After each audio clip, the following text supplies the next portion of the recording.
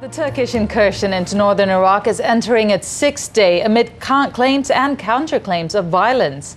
The Turkish military says it's killed more than 150 Kurdish rebels since crossing the border on Thursday. But the PKK rejects those casualty figures, and it's warned Turkey that it's entered into a conflict it cannot win. Many of Turkey's Kurds are also growing increasingly frustrated.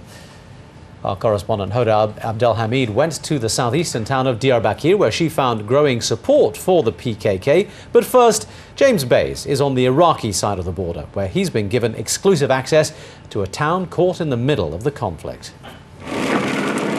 We travelled deep into the mountains. We were the first journalists allowed on this road since the Turkish military operation began 5 days ago. For some of the time, we would have been clearly visible to the Turkish military in a camp on their side of the border. It was also clear we were well within the range of their fire. We haven't seen any Turkish military activity as we've made this journey through the mountains, but we have seen the effect of Turkish bombardment. This is a shell which I'm told landed recently. Just below the Turkish camp, on the Iraqi side of the border, the village of Diyarbakir. It is a Christian community with a troubled history. It was destroyed by Saddam Hussein, and most of its people forcibly relocated to Baghdad. People told me they came back when the village was rebuilt 3 years ago to flee the bloodshed in the Iraqi capital. Now the mayor says they're on the front line again.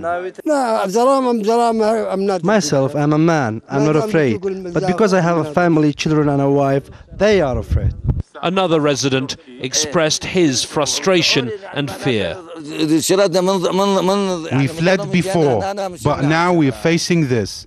We are certainly afraid because we don't know when the Turks will come down to us. There are just a few women left in the village.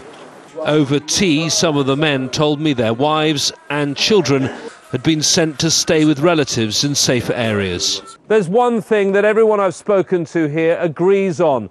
They all say that in the 3 years since this village has been rebuilt, none of them have seen a single PKK fighter, and they can't understand why this area is now being shelled. James Bays, Al Jazeera, Diyarbakir in northern Iraq.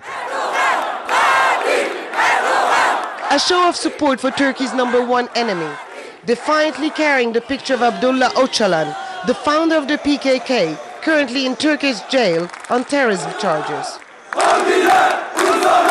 But for many Kurds here, Apo, as they call him, is the man who gave them a sense of identity. We cover our faces because we don't want to be recognized.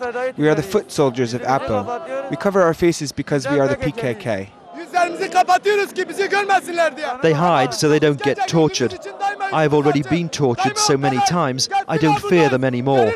The guerrillas are in the mountains and in the cities. Anger has been mounting since the Turkish offensive started a few months ago. For many here, Turkey's war against the PKK is also a war against their sons and daughters, brothers and sisters. The more the fighting goes on the other side of the border, the more Kurds on this side of the border are willing to publicly show support for what Turkey and the international community consider as a terrorist organization. Hamza's son is a fighter in the mountains of northern Iraq. Her daughter was also part of the guerrilla movement. She was killed 9 months ago.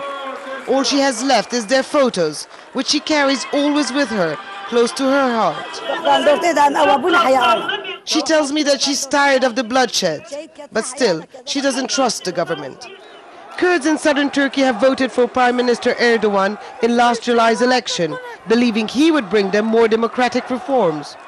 Many still prefer to watch the protests from a distance. But as the incursion in northern Iraq continues, there is a risk that they will soon join the voices of dissent. Hoda Abdel Hamid, Al Jazeera, Diyarbakir.